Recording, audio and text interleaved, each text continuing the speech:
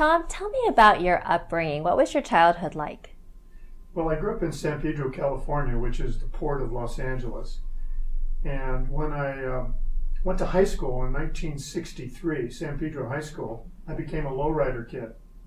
I met a bunch of cool guys, and we formed a club called the Essex.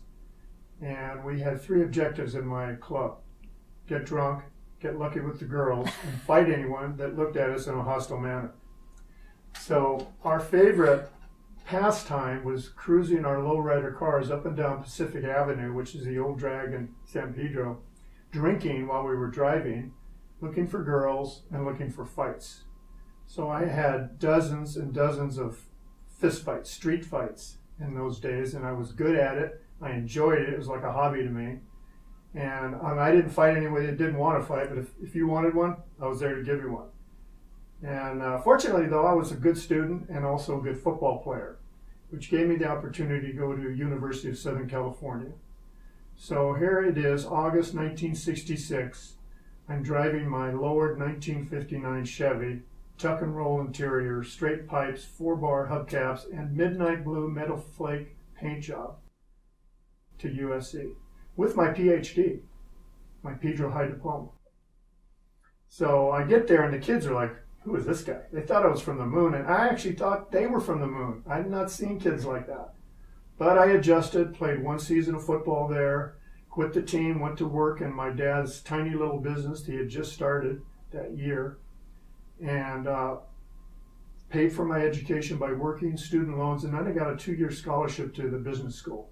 Graduated in 1970, and my dad came to me and he said, "Look, son, I can't pay you a lot of money, but I'll give you part ownership in the company if you come to work with me full time and make this business a success." And that was really a great decision, as it turned out. What was growing up in your household like? Well, my dad was a taskmaster. So it was, the notion of quitting was never an option. The notion of running was never an option. I actually began my fighting career when I was, in first grade. When we moved into this neighborhood, it was a lower income neighborhood, and the kids there were beating me up every day. And my dad taught me how to fight, and before you know it, I was winning a lot of my fights. But I remember this one story of these 4 kids started to fight me, and I ran home, and I made it just in the nick of time in the door. And my dad goes, "What happened?" I told him the story. These kids were about to beat me up, and he said, "Listen, you never run. You never run. I don't care what it is." I said, "Well, I can't fight 4 kids, Dad." He goes, "Yes, you can. You pick up a stone or a stick, and you even the score that way. You never run. You fight to the death if you have to." I was a little tiny kid. I was probably about 2nd grade at this point, 2nd or 3rd grade.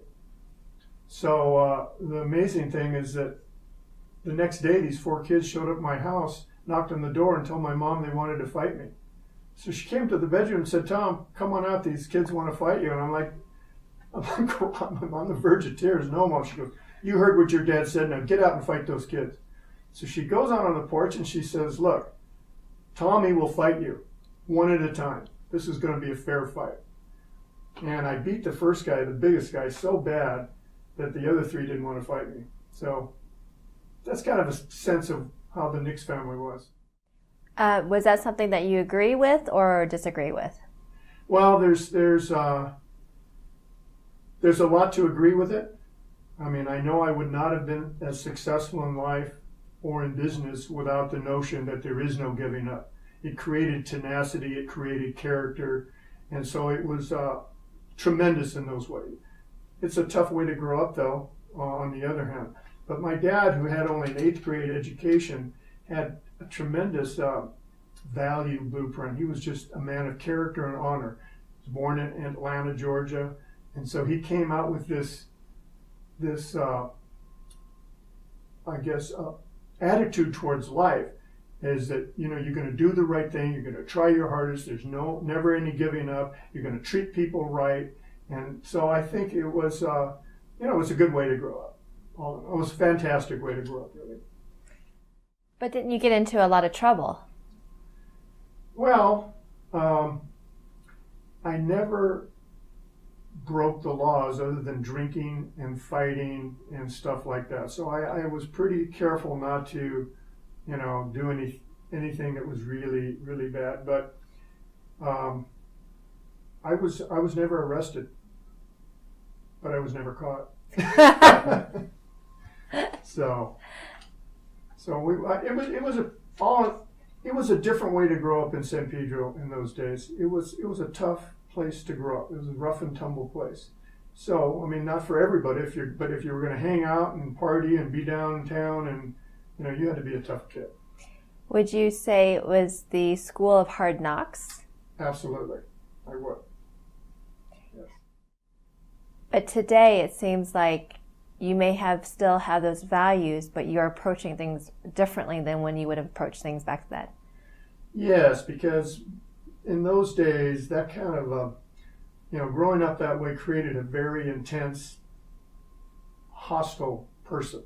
I mean, I had huge mood swings, very bad temper, and I'd fight anyone at the drop of a hat, including my wife or anything that I considered to be a threat towards me. The fight was on, even when they didn't mean it that way. And that's not a good way to create positive relationships. So I was able to, over the years, eliminate those tendencies. I actually did tremendous behavior modification in my life, and now I'm pretty zen-like. Actually, I'm not complete milquetoast guy, but I'm pretty even keel now, and I never lose my temper.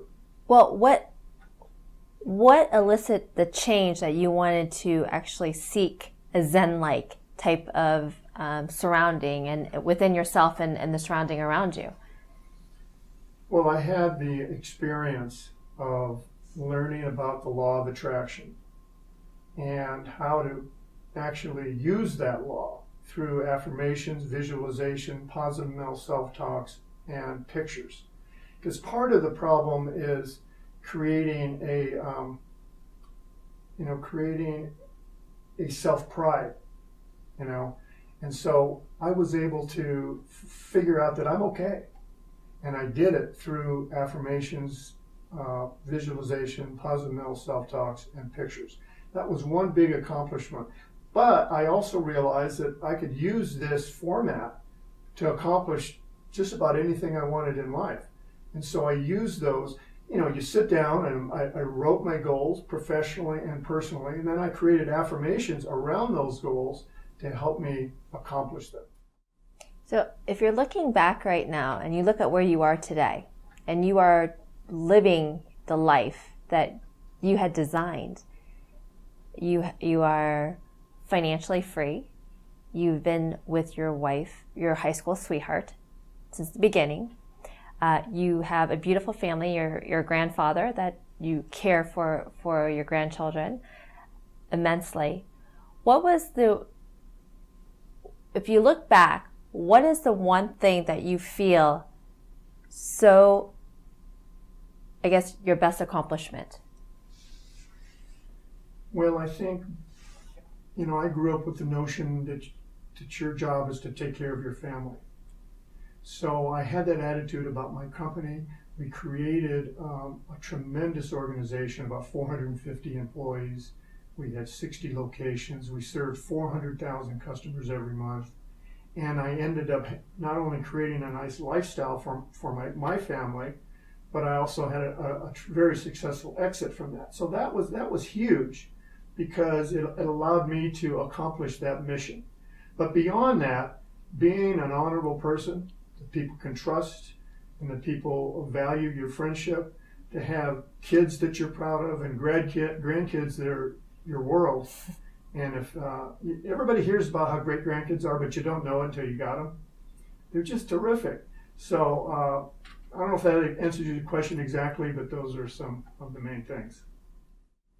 And your final words for our audience? Well, I think the thing I'd like your audience to know is that I created this paper called Life's Key Concepts. It's a 3-page paper, but it's an outline on how you can be successful in life, how you can create that more prosperous, happy, healthy life for yourself, whatever life you decide to have. and help yourself overcome challenges and capitalize opportunities. And I would love people to get a free copy of that. You can get it on my website, no strings attached, because my job right now is just to pass on this information. Thank you so much. Welcome. Thank you.